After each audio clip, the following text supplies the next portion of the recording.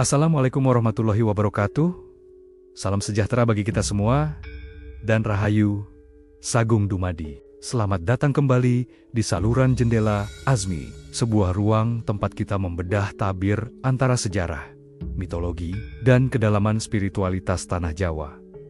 Senang sekali bisa kembali menyapa sedulur semua dalam petualangan batin yang kali ini akan membawa kita ke tepian samudra yang paling wingit di Nusantara. Pernahkah Anda berdiri di pesisir pantai selatan, menatap ombak raksasa yang menggulung tanpa henti, dan merasakan ada sebuah kekuatan besar yang mengawasi dari balik cakrawala selama ribuan tahun? Masyarakat Jawa mengenal sosok agung nan misterius yang bertahta di sana, Sang Kanjeng Ratu Kidul.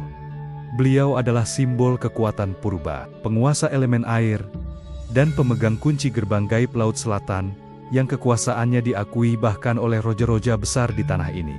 Namun, di tengah kemegahan istana bawah laut itu, terselip sebuah kisah rahasia yang jarang dibahas secara terbuka. Sebuah kisah tentang pertemuan yang mengubah peta spiritualitas Jawa selamanya. Pertemuan antara sang penguasa laut yang legendaris dengan seorang wali pengembara yang membawa cahaya tauhid, Kanjeng Sunan Kalijaga. Benarkah sang ratu yang begitu berkuasa, yang ditakuti oleh para satria dan jawara, akhirnya harus menundukkan kepala di hadapan sang wali? Apakah ini sekadar adu kesaktian kanuragan? Ataukah ada sebuah diplomasi ruhani tingkat tinggi yang terjadi di tengah deburan ombak?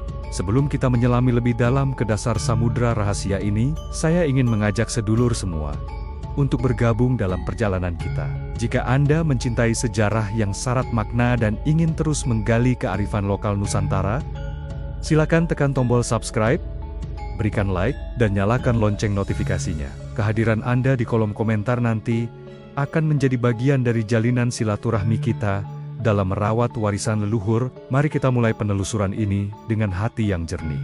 Sedulur, memahami pertemuan Sunan Kalijaga dan Ratu Kidul berarti kita harus memahami dua kutub energi yang berbeda. Di satu sisi, ada Ratu Kidul sebagai representasi kekuatan alam dan tradisi lama yang sangat kuat mengakar.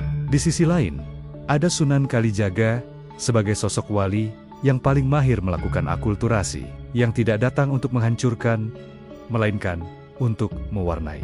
Banyak versi menyebutkan bahwa pertemuan ini terjadi bukan di daratan, melainkan di sebuah ruang antara nyata dan gaib. Sunan Kalijaga, dengan karomah yang dititipkan Allah, mampu menembus dimensi yang tak terjangkau oleh mata biasa. Beliau tidak datang membawa pasukan, tidak juga membawa ancaman. Beliau datang membawa rasa. Inilah yang sering disalahpahami oleh banyak orang. Mereka menganggap hubungan ini hanyalah klinik atau mistisme kosong. Padahal, jika kita bedah lebih dalam, pertemuan ini adalah simbolisasi paling cerdas dari masuknya Islam ke jantung pertahanan spiritual Jawa. Bagaimana mungkin Islam bisa diterima begitu luas jika tidak mampu menaklukkan atau setidaknya merangkul simbol-simbol kekuatan lokal yang paling dihormati? Di video kali ini, kita akan membongkar kipingan-kipingan legenda tersebut. Mulai dari misteri rompi Kiai Antakusuma, rahasia di balik deburan ombak Parangkusumo, hingga bagaimana sang ratu akhirnya bersedia menjadi penjaga bagi tegaknya dakwah Islam di tanah Jawa. Siapkan diri Anda, karena apa yang akan kita bahas mungkin akan mengguncang logika, namun akan menyejukkan jiwa bagi mereka yang mau menggunakan ngaji rasa. Mari kita buka gerbang Laut Selatan dan saksikan bagaimana cahaya tauhid bersinar di tengah samudra yang paling gelap sekalipun. Siapa sebenarnya sosok yang bertahta di singgasana Laut Selatan ini? Sebelum kita menyaksikan pertemuannya dengan sang wali, kita harus memahami mengapa nama Kanjeng Ratu Kidul begitu sakral dan menggetarkan bagi masyarakat Nusantara, melintasi sekat waktu dan generasi. Dalam ingatan kolektif masyarakat Jawa, Ratu Kidul bukanlah sekadar dongeng pengantar tidur. Beliau adalah personifikasi dari kekuatan elemental yang tak tertandingi. Ada banyak versi mengenai asal-usulnya. Salah satu yang paling masyhur adalah kisah Dewi Kadita, putri cantik dari kerajaan Pajajaran yang terusir karena fitnah dan guna-guna, yang kemudian menceburkan diri ke samudra luas demi mencari kesembuhan dan keadilan. Di sana, ia tidak mati, melainkan diangkat menjadi penguasa oleh bangsa jin dan makhluk halus yang mendiami dasar laut. Namun, dalam kacamata yang lebih dalam, Ratu Kidul adalah simbol dari ibu bumi atau kekuatan rahim samudra. Beliau digambarkan sebagai sosok wanita dengan kecantikan yang abadi, mengenakan busana sutra berwarna hijau pupus yang melambangkan kehidupan dan kesuburan, serta menaiki kereta kencana yang ditarik oleh kuda-kuda ombak yang perkasa. Kekuasaannya tidak hanya terbatas pada ikan di lautan, tetapi juga pada cuaca, arus, dan segala hal gaib yang bergerak di pesisir selatan Jawa. Selama berabad-abad, beliau adalah penguasa tunggal yang tak terjamah. Tidak ada jawara, tidak ada raja, bahkan tidak ada pendeta yang berani menantang otoritasnya di Laut Selatan. Dalam tatanan dunia lama, beliau adalah puncak dari segala kekuatan mistis. Beliau adalah sosok yang menuntut penghormatan tinggi. Barang siapa yang berani meremehkannya, maka samudra akan menelan mereka tanpa sisa. Penting bagi kita untuk memahami posisi ini, sedulur. Mengapa? Agar kita bisa membayangkan betapa gemparnya alam gaib saat itu, ketika tiba-tiba ada seorang manusia, seorang pengembara berpakaian sederhana, berani berjalan di atas air dan masuk ke wilayah kekuasaannya, tanpa rasa takut sedikit pun. Ratu Kidul bukan hanya sekadar hantu atau jin biasa dalam narasi ini. Beliau adalah representasi dari peradaban lama, sebuah sistem kepercayaan yang sudah mapan sebelum cahaya Islam menyentuh pesisir. Beliau adalah entitas yang memegang kendali atas emosi dan spiritualitas rakyat Jawa saat itu. Namun, ada satu hal yang unik di balik kegarangannya sebagai penguasa samudra. Ratu Kidul sebenarnya sedang menunggu. Dalam sunyinya istana bawah laut, ada sebuah kerinduan akan sesuatu yang lebih tinggi dari sekadar kesaktian gaib. Beliau menunggu datangnya sebuah kebenaran yang mampu menyempurnakan eksistensinya. Inilah panggung yang sedang dipersiapkan oleh takdir. Sang Ratu dengan segala kemegahan kerajaannya, dan Sunan Kalijaga dengan segala kesederhanaan tauhidnya. Sebuah pertemuan yang bukan hanya akan mempertemukan dua sosok, tapi juga mempertemukan dua zaman.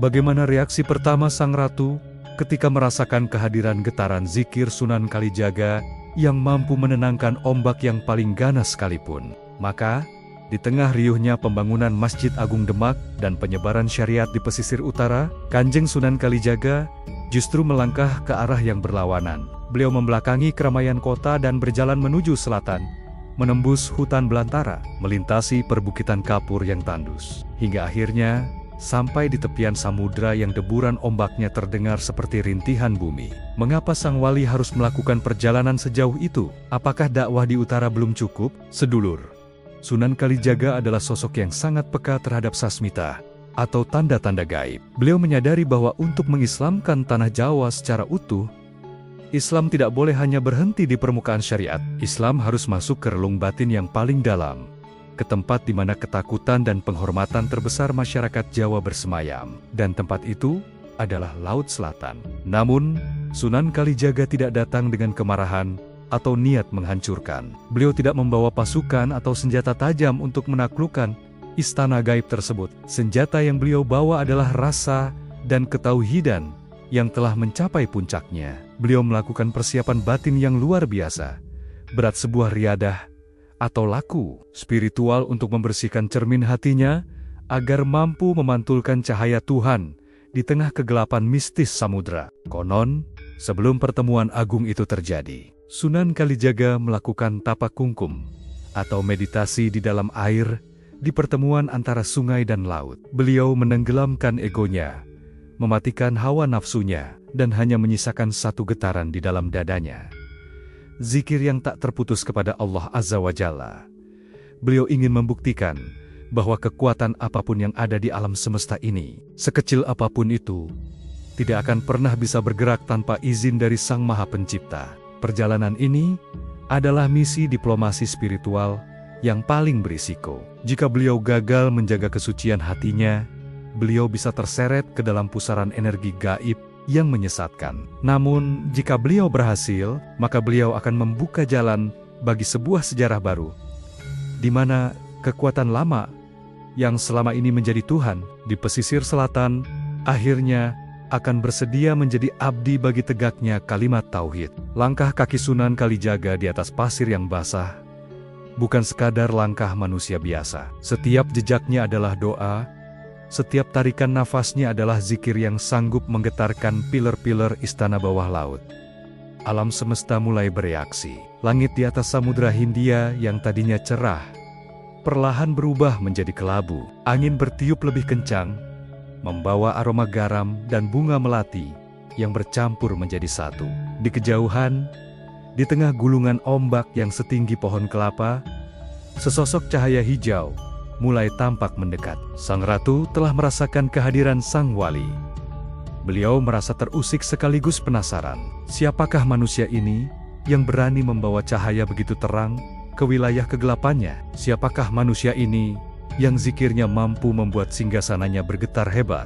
Inilah saat di mana batas antara dunia manusia dan dunia gaib mulai menipis. Sunan Kalijaga telah siap dengan segala ketenangannya, sementara Ratu Kidul telah bersiap dengan segala kemegahannya. Sebuah pertemuan rahasia yang akan menentukan wajah Islam di Nusantara segera dimulai. Dan tiba-tiba, batas antara yang nyata dan yang gaib benar-benar melenyap. Langit dan laut seolah menyatu dalam sebuah pusaran energi yang tak kasat mata. Di hadapan Sunan Kalijaga, samudra yang tadinya mengamuk hebat, tiba-tiba terbelah, menyisakan sebuah jalan setapak dari cahaya rembulan yang memantul di atas permukaan air yang kini setenang cermin. Dari kejauhan, di antara buih ombak yang berkilauan, muncullah sebuah kemegahan yang tak sanggup dilukiskan oleh kata-kata manusia. Sebuah kereta kencana yang terbuat dari emas murni dan mutiara laut, ditarik oleh ribuan makhluk halus yang menyerupai naga-naga samudra,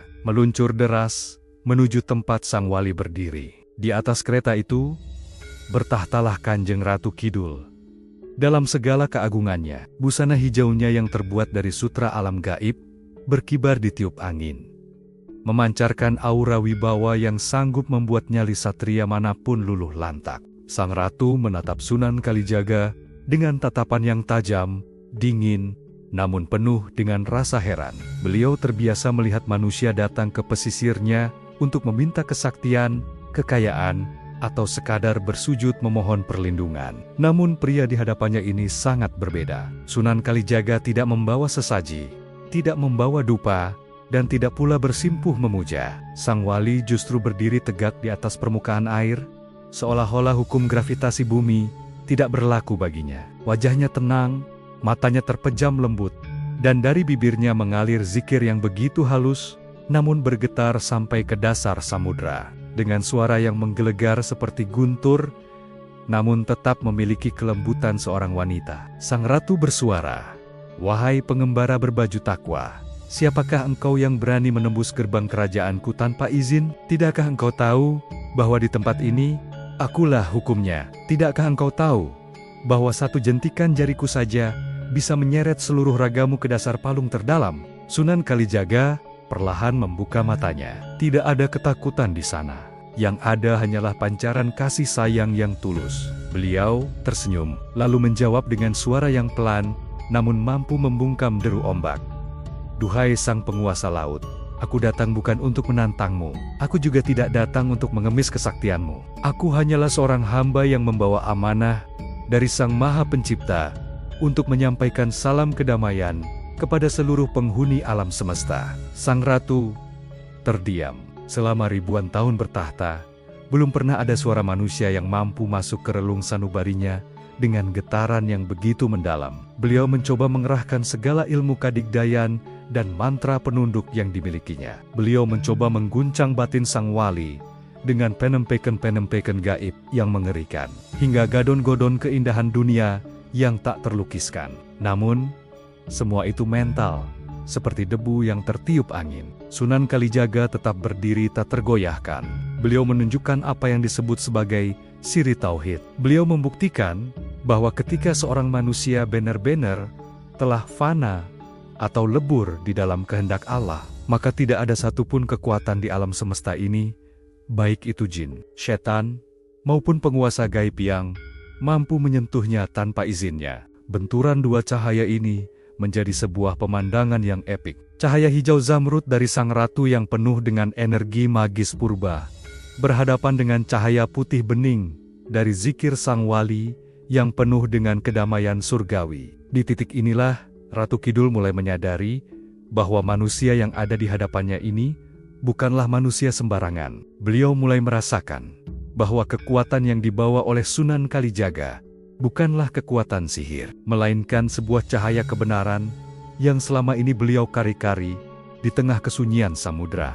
Pertemuan rahasia ini baru saja dimulai. Dialog antara penguasa dunia lama dan pembawa cahaya dunia baru ini akan segera memasuki tahap yang paling menentukan. Tahap di mana kesaktian akan tunduk pada ketaatan, dan di mana sang ratu akan segera melihat sebuah mukjizat yang belum pernah ia saksikan sepanjang sejarah keberadaannya. Di tengah hamparan samudra yang seolah tak bertepi itu, sebuah ujian besar sedang berlangsung. Bukan ujian ketangkasan pedang, melainkan ujian keteguhan jiwa. Sang Ratu Kidul yang selama ribuan tahun diagungkan sebagai penguasa mutlak elemen air, mulai mengerahkan segala kesaktian atau kadigdayan yang dimilikinya.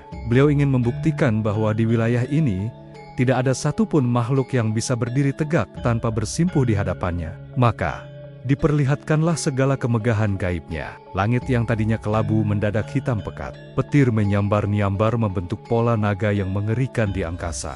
Dan ombak-ombak raksasa setinggi gunung dikerahkan untuk menggulung sang wali. Bahkan, konon sang ratu memperlihatkan ribuan prajurit gaibnya yang bersenjatakan tombak cahaya, mengepung Sunan Kalijaga dari segala penjuru. Inilah puncak dari kadigdayan kekuatan yang bersumber dari olah batin dan penguasaan unsur alam yang luar biasa. Namun, apa yang terjadi sungguh di luar nalar sang penguasa laut. Sunan Kalijaga tetap berdiri tenang, tak bergeming sedikit pun. Jangankan raga beliau terseret ombak, helai rambutnya pun tidak basah oleh percikan air. Pakaian takwa yang beliau kenakan justru memancarkan cahaya putih bening yang semakin terang setiap kali sang ratu menambah tekanan gaibnya. Cahaya inilah yang kita kenal sebagai karomah, sebuah anugerah istimewa dari Allah Subhanahu wa Ta'ala kepada hamba-hambanya yang telah mencapai makom kecintaan yang paling dalam. Disinilah letak perbedaan kasta spiritual yang sangat jauh. Kadigdayan sang ratu bersifat terbatas dan masih terikat pada hukum sebab akibat alam gaib. Sementara karomah Sunan Kalijaga bersumber langsung dari sang pemilik alam semesta. Ketika sang wali mengucapkan zikir la haula wala quwata illa billah, tiada daya dan upaya kecuali atas izin Allah, maka saat itu juga seluruh jagat raya termasuk samudra dan penghuninya tunduk dalam keheningan yang absolut. Perlahan, amukan badai itu mereda, petir menghilang, dan laut kembali setenang telaga. Ratu Kidul tertegun. Beliau menyadari bahwa segala mantra dan kekuatan yang beliau banggakan selama ini seolah kehilangan tajinya di hadapan kebersihan hati sang waliullah. Beliau melihat bahwa di dalam diri Sunan Kalijaga, ego manusianya sudah sirna, sudah fana, lebur tak tersisa. Sehingga yang terpancar keluar hanyalah keagungan Tuhan itu sendiri. Momen inilah yang menjadi titik balik sejarah gaib di Nusantara. Tunduknya Ratu Kidul bukanlah karena beliau dikalahkan secara fisik atau dipaksa dengan kekerasan. Tidak. Beliau tunduk karena luruh hatinya. Beliau mengakui dengan kesadaran jiwanya yang paling dalam bahwa ada cahaya yang jauh lebih agung, lebih suci, dan lebih abadi dari segala kemegahan kerajaannya. Beliau melihat sebuah kebenaran yang tidak bisa dibantah oleh logika manapun, bahwa kekuatan sejati bukan terletak pada seberapa banyak makhluk yang bisa kita taklukkan, melainkan pada seberapa besar ketundukan kita kepada Sang Khalik. Kesaktian sang ratu yang selama ini digunakan untuk menjaga kewibawaannya, kini seolah menemukan muaranya. Beliau menyadari bahwa selama ini, beliau adalah penguasa di tengah kegelapan, dan kini, cahaya fajar itu telah datang melalui tangan Sunan Kalijaga. Rasa angkuh dan sombong sebagai penguasa samudra luntur seketika, berganti dengan rasa hormat dan takzim yang luar biasa kepada sang pembawa berita langit ini. Dialog rahasia ini kemudian memasuki babak yang lebih mendalam. Sang ratu mulai bertanya tentang rahasia ketenangan hati dan dari mana sumber cahaya yang tak bisa padam itu berasal. Inilah saat di mana Sunan Kalijaga mulai menanamkan benih-benih tauhid ke dalam jantung pertahanan gaib paling wingit di tanah Jawa. Sebuah penaklukan batin yang kelak akan memastikan bahwa kekuatan-kekuatan lama di Nusantara tidak akan lagi menjadi penghalang bagi jalannya dakwah Islam, melainkan akan bersinergi dalam harmoni yang indah. Namun, di balik ketundukan ini, ada sebuah syarat dan sebuah rahasia besar yang belum terungkap. Sebuah rahasia tentang pakaian suci yang menjadi rebutan di alam gaib, dan bagaimana ia menjadi kunci hubungan antara para wali, raja-raja Mataram, dan sang penguasa Laut Selatan di masa depan. Di tengah keheningan samudera yang telah takluk itu, mata Kanjeng Ratu Kidul tiba-tiba terpaku pada satu titik yang memancarkan pendaran cahaya paling murni dari tubuh sang wali. Cahaya itu bukan berasal dari sorot matanya, bukan pula dari gerak bibirnya yang berzikir, melainkan memancar kuat dari sebuah busana yang dikenakan oleh Sunan Kalijaga. Inilah kepingan teka-teki paling sakral dalam sejarah spiritual Jawa.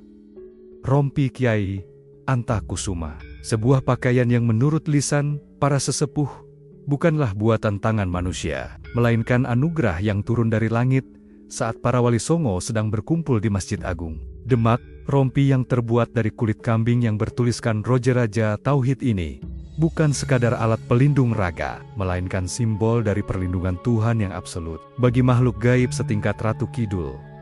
Rompi Antakusuma adalah magnet spiritual yang luar biasa. Beliau melihat di dalam surat-surat pakaian itu tersimpan rahasia keseimbangan alam semesta, sebuah pakaian kemuliaan yang mampu menyempurnakan wujud ruhani siapapun yang memandangnya dengan mata batin. Sang Ratu, dengan segala kejujuran jiwanya yang telah meluruh, akhirnya mengutarakan sebuah keinginan yang dalam. Beliau merasa bahwa meski telah berkuasa ribuan tahun di samudera, wujudnya masih memiliki kekurangan.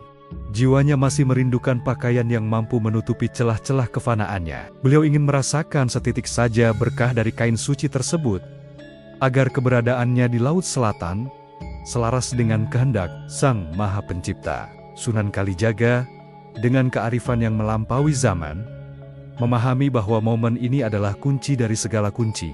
Beliau tidak serta-merta memberikan rompi itu, karena benda tersebut adalah amanah langit. Namun, beliau memberikan sebuah busana batin. Beliau menjelaskan bahwa kemuliaan sejati bukan terletak pada kain yang menempel di kulit, melainkan pada ketakwaan yang menyelimuti ruh. Rompi Antakusuma hanyalah sebuah sasmita atau tanda bahwa siapapun yang mengenakan asma Allah di dalam dadanya, maka ia akan menjadi mulia di hadapan seluruh makhluk, baik di darat maupun di lautan. Dalam sebuah dialog yang sangat halus, konon terjadi sebuah kesepakatan spiritual yang agung. Sunan Kalijaga memberikan restu dan bimbingan agar sang ratu menyelaraskan kekuasaan gaibnya dengan napas dakwah Islam. Sebagai gantinya, sang ratu bersedia menjadi pelindung bagi keturunan-keturunan pilihan yang kelak akan memimpin tanah Jawa di jalur tauhid. Inilah yang di kemudian hari menjadi asal-usul mengapa Rojeraja Mataram Islam memiliki hubungan yang sangat erat dengan Laut Selatan, sebuah hubungan yang dimediasi oleh karomah sang wali. Rompi Kiai Antakusuma menjadi saksi bisu, di mana kekuatan mistis paling purba di Nusantara akhirnya berdamai dengan syariat yang dibawa oleh para wali. Di titik ini, Ratu Kidul bukan lagi sosok yang asing atau menakutkan bagi dakwah Islam, melainkan bagian dari harmoni kosmos Jawa yang telah diwarnai dengan warna tauhid. Sang ratu menyadari bahwa menjadi abdi bagi cahaya Tuhan melalui perantara sang wali jauh lebih mulia daripada menjadi penguasa tunggal di tengah kegelapan yang tak berujung. Misteri busana langit ini mengajarkan kita satu hal, bahwa untuk menaklukkan kekuatan besar, kita tidak butuh senjata yang lebih besar, melainkan pakaian batin yang lebih suci. Pertemuan ini pun berlanjut ke tahap di mana Ratu Kidul tidak hanya tunduk secara kekuatan, tapi mulai memasuki ruang lingkup ngaji rasa yang akan mengubah cara pandang kita terhadap alam jin dan perannya dalam sejarah Nusantara. Mari kita bicara dengan jujur dan terbuka. Sedulur, di balik segala kemegahan legenda dan mistisme yang melingkupinya, siapakah sebenarnya Kanjeng Ratu Kidul jika kita bedah menggunakan kacamata akidah Islam yang jernih? Apakah beliau hanyalah hayalan kolektif masyarakat Jawa? Ataukah ada realitas lain yang memang nyata adanya? Dalam khazanah keislaman, kita mengenal adanya alam jin. Allah Subhanahu wa Ta'ala menegaskan bahwa Ia menciptakan jin dan manusia semati-mata untuk beribadah kepadanya. Para ulama dan ahli hikmah Nusantara seringkali memandang sosok Ratu Kidul sebagai entitas jin tingkat tinggi, sosok pemimpin dari bangsa jin yang mendiami wilayah perairan selatan Jawa. Sebagaimana manusia, bangsa jin pun memiliki struktur sosial, kerajaan, dan bahkan usia yang jauh melampaui umur rata-rata manusia. Namun, disinilah letak kecerdasan luar biasa dari dakwah Kanjeng Sunan Kalijaga. Beliau tidak datang dengan kepicikan yang langsung menghakimi atau menafikan keberadaan entitas tersebut. Beliau tidak mengatakan kepada rakyat Jawa bahwa Ratu Kidul itu tidak ada, karena bagi masyarakat saat itu, keberadaan sang penguasa laut adalah realitas batin yang sangat nyata. Jika Sunan Kalijaga hanya mengandalkan penolakan mentah-mentah, maka dakwah Islam mungkin akan ditolak sebagai sesuatu yang asing dan tidak memahami rasa lokal. Sebaliknya, Sunan Kalijaga melakukan apa yang disebut sebagai purifikasi tauhid melalui budaya. Beliau mendudukan kembali posisi Ratu Kidul pada tempat yang semestinya. Beliau mengajarkan bahwa sekuat apapun seorang penguasa gaib, sebanyak apapun pasukannya, ia tetaplah makhluk Allah yang fana. Ia tidak layak disembah, tidak layak dimintai pertolongan yang bersifat ketuhanan, dan tidak boleh dijadikan tandingan bagi kemuliaan Allah Azza wa Jalla. Dengan narasi Ratu Kidul yang tunduk pada wali, Sunan Kalijaga sebenarnya sedang mengirimkan pesan tauhid yang sangat kuat kepada rakyat Jawa. Lihatlah, penguasa samudra yang kalian takuti saja bersujud di hadapan cahaya Allah melalui perantara walinya. Maka, mengapa kalian masih takut kepada makhluk? Mengapa kalian tidak langsung saja berserah diri kepada Sang Pencipta segala penguasa? Inilah cara Sunan Kalijaga meluruskan tauhid tanpa harus membakar jembatan budaya. Beliau mengubah status Ratu Kidul dari dewi yang disembah menjadi makhluk yang bersinergi dengan dakwah. Beliau menggeser paradigma masyarakat dari ketakutan yang bersifat syirik menuju penghormatan yang bersifat proporsional terhadap alam dan isinya. Sedulur, memahami bagian ini sangatlah penting bagi kita di zaman modern. Seringkali kita terjebak di dua kutub yang ekstrem. Kutub yang terlalu mendewakan mistis hingga terjerumus dalam kemusyrikan, atau kutub yang terlalu abai dan menghina warisan budaya hingga kehilangan jati diri. Sunan Kalijaga mengajarkan jalan tengah, yaitu jalan ngaji rasa. Kita menghormati sejarah, kita menghargai tatanan alam gaib sebagai bagian dari ciptaan Allah. Namun hati kita tetap teguh mengesahkan Sang Khalik. Melalui pendekatan ini, Islam di Jawa tidak tumbuh sebagai agama yang menghancurkan, melainkan agama yang memimpin dan memberikan arah baru bagi energi-energi lama yang sudah ada. Ratu Kidul pun diposisikan sebagai penjaga pesisir yang tunduk pada titah ilahi. Sebuah simbol bahwa kegagahan Nusantara akan menjadi sempurna ketika ia berselimut dengan pakaian takwa. Mari kita jaga tauhid kita tanpa harus kehilangan rasa hormat pada kearifan leluhur. Karena pada akhirnya, semua kekuatan di darat, udara, maupun di kedalaman samudra hanyalah butiran debu di hadapan kebesarannya. Sedulur, dampak dari pertemuan di tengah samudra ini ternyata tidak hanya berhenti di tataran batin atau sekadar menjadi cerita pengantar tidur. Pertemuan antara Sunan Kalijaga dan Ratu Kidul menjadi fondasi politik spiritual yang sangat kokoh bagi berdirinya salah satu imperium terbesar di tanah Jawa, Kesultanan Mataram Islam. Pernahkah Anda bertanya, mengapa raja-raja Mataram mulai dari Panembahan Senopati hingga keturunan-keturunannya memiliki hubungan yang begitu kuat dengan Laut Selatan? Mengapa ada ritual labuhan yang rutin dilakukan hingga saat ini? Rahasianya ada pada restu yang diberikan oleh sang wali dalam pertemuan tersebut. Pernikahan spiritual Mataram dan Laut Selatan. Dalam sejarah, tutur diceritakan bahwa saat Danang Sutawijaya yang kelak bergelar Panembahan Senopati sedang berjuang mendirikan Mataram, beliau melakukan laku prihatin di pesisir selatan. Di sanalah, atas bimbingan dan perjanjian yang telah dirintis oleh gurunya, Sunan Kalijaga, Panembahan Senopati bertemu dengan Kanjeng Ratu Kidul. Namun, yang perlu kita garis bawahi adalah peran Sunan Kalijaga sebagai sang mediator spiritual. Beliau memastikan bahwa hubungan antara Raja Mataram dan penguasa Laut Selatan ini tidak keluar dari koridor tauhid. Ratu Kidul bukan lagi diposisikan sebagai Tuhan yang disembah, melainkan sebagai pembantu atau mitra gaib yang menjaga stabilitas wilayah selatan. Sementara sang raja tetap berkiblat pada bimbingan para wali dan syariat Islam. Legitimasi kekuasaan yang cerdas. Strategi ini sebenarnya adalah sebuah langkah jenius dari Sunan Kalijaga. Dengan naskah sejarah ini, Islam tidak lagi dianggap sebagai agama pendatang yang asing bagi orang Jawa. Sebaliknya, Islam hadir sebagai kekuatan yang bahkan diakui dan didukung oleh sosok paling wingit di Nusantara. Hal ini memberikan dua dampak besar bagi Mataram Islam. Dukungan rakyat jelata, rakyat yang masih sangat menghormati Ratu Kidul, merasa tenang karena raja mereka memiliki hubungan baik dengan sang penguasa laut. Stabilitas wilayah. Keyakinan bahwa pesisir selatan terjaga secara gaib, memberikan rasa aman bagi kerajaan yang saat itu sedang membangun kekuatan daratnya. Simbol keselarasan jagat. Inilah yang disebut dengan konsep manunggalnya jagat alit dan jagat ageng. Sunan Kalijaga mengajarkan bahwa seorang pemimpin yang sukses adalah mereka yang mampu menyelaraskan diri dengan alam semesta, termasuk alam gaib yang mendiami wilayah kekuasaannya, tanpa pernah menduakan Tuhan.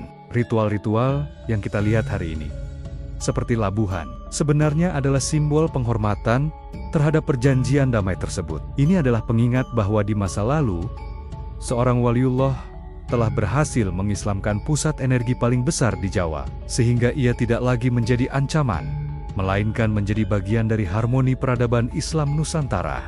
Namun, di balik semua diplomasi politik spiritual ini, apa sebenarnya pesan moral yang ingin disampaikan oleh Sunan Kalijaga untuk kita yang hidup di zaman serba logika ini? Mari kita masuk ke bagian yang akan menyentuh relung batin kita masing-masing. Setelah kita menelusuri lorong waktu dan samudera gaib, kini saatnya kita berhenti sejenak untuk melakukan ngaji rasa. Apa sebenarnya pesan yang ingin ditinggalkan oleh para leluhur melalui kisah pertemuan agung ini untuk kita yang hidup di zaman serba logika, teknologi, dan kecemasan ini? Sedulur, samudera selatan yang luas dan ganas itu sebenarnya adalah cermin dari samudera batin kita sendiri. Di dalam diri setiap manusia, ada ombak emosi yang meledak-ledak. Ada badai keinginan yang tak pernah puas. Dan ada sosok penguasa yang sering kali kita manjakan, yaitu ego atau nafsu kita.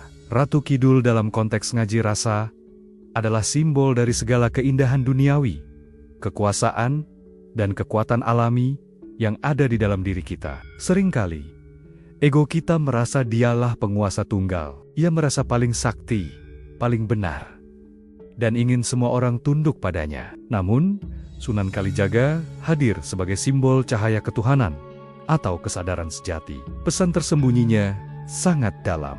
Kekuatan sejati bukan tentang siapa yang bisa kita kalahkan, tapi tentang apa yang bisa kita selaraskan. Sunan Kalijaga tidak datang dengan niat membunuh sang ratu atau mengeringkan samudera selatan. Beliau datang untuk mewarnai. Beliau mengajarkan kita bahwa kita tidak perlu membuang jati diri atau budaya kita untuk menuju Tuhan. Kita hanya perlu menempatkan ratu di dalam diri kita, nafsu, dan keinginan untuk tunduk dan mengabdi pada Sultan yang sejati, Allah Subhanahu wa Ta'ala. Jika ego kita sudah tunduk pada cahaya tauhid, maka segala kesaktian dan potensi duniawi yang kita miliki tidak akan lagi menjadi perusak, melainkan akan menjadi pelindung bagi perjalanan hidup kita. Inilah yang disebut dengan hidup dalam harmoni. Kisah ini juga mengingatkan kita tentang pentingnya adab di atas ilmu. Sunan Kalijaga bisa saja menggunakan karomahnya untuk menghancurkan, tapi beliau memilih jalan dialog. Beliau memilih jalan kelembutan. Ini adalah teguran bagi kita yang seringkali merasa paling benar dalam beragama, lalu dengan mudah menghakimi atau merendahkan tradisi orang lain. Sunan Kalijaga menunjukkan bahwa Islam yang sejati adalah Islam yang mampu meneduhkan samudera yang paling ganas sekalipun. Islam yang mampu merangkul tanpa memukul dan memimpin tanpa harus menginjak. Maka, tanyakan pada diri sendiri, di tengah keheningan malam ini, sudahkah ombak di hati kita mereda? Sudahkah penguasa di dalam diri kita tunduk pada cahaya yang sejati? Ataukah kita masih sibuk membangun benteng ego di tengah samudera kegelapan kita sendiri? Legenda ini bukan hanya tentang masa lalu. Ini adalah peta jalan bagi kita untuk menemukan kedamaian di tengah badai dunia modern. Sedulur, matahari perlahan tenggelam di ufuk barat Samudra Selatan. Namun cahaya dari kisah pertemuan agung ini akan terus menyinari batin kita. Perjalanan kita hari ini bukan sekadar menelusuri legenda atau dongeng pengantar tidur. Ini adalah cermin besar bagi kita semua. Pertemuan Kanjeng Sunan Kalijaga dan Kanjeng Ratu Kidul adalah bukti sejarah baik itu, sejarah nyata maupun sejarah ruhani bahwa Islam di Nusantara tidak datang untuk menghancurkan jati diri kita. Islam datang layaknya embun yang menyejukkan bumi, merangkul segala kekuatan purba dan kearifan lokal, lalu memberikan arah baru menuju satu titik. Tauhid, pengesaan kepada Allah Subhanahu wa Ta'ala. Tunduknya Sang Ratu adalah simbol bahwa segala kemegahan dunia, segala kekuatan gaib, dan segala ego manusia pada akhirnya harus meluruh di hadapan cahaya kebenaran. Kanjeng Sunan Kalijaga telah mewariskan kepada kita sebuah rompi antakusuma yang sejati, yaitu pakaian takwa dan kebersihan hati. Siapapun yang mengenakannya, maka ia akan mampu berjalan dengan tenang di atas ombak ujian hidup yang paling ganas sekalipun. Mari kita warisi semangat kelembutan dakwah ini. Jangan menjadi pribadi yang keras dan mudah menghakimi, tapi jadilah pribadi yang mampu meneduhkan seperti sang wali. Hargailah alam, hargailah sejarah, dan hargailah setiap getaran gaib di sekitar kita sebagai bagian dari kebesaran ciptaannya. Namun, tetaplah teguh menempatkan Gusti Allah di atas segalanya. Bagaimana menurut pandangan batin, sedulur semua? Apakah kisah pertemuan ini memiliki makna khusus dalam perjalanan spiritual Anda? Atau mungkin Anda memiliki pengalaman rasa tersendiri saat berada di pesisir selatan? Mari kita sambung silaturahmi di kolom komentar. Sampaikan pendapat sedulur dengan bijak dan santun, agar ruang jendela Azmi ini tetap menjadi oase yang menyejukkan bagi pencari kedalaman makna. Jika video ini memberikan pencerahan, silakan tekan tombol like dan share kepada saudara-saudara kita yang lain. Dan bagi Anda yang belum bergabung, pastikan untuk subscribe agar tidak ketinggalan penelusuran rahasia Nusantara berikutnya. Terima kasih telah menemani perjalanan ini hingga akhir. Semoga kita semua selalu dalam lindungan dan bimbingan Sang Maha Pemurah. Matur nuwun, Rahayu, Rahayu, Rahayu, Sagung Dumadi.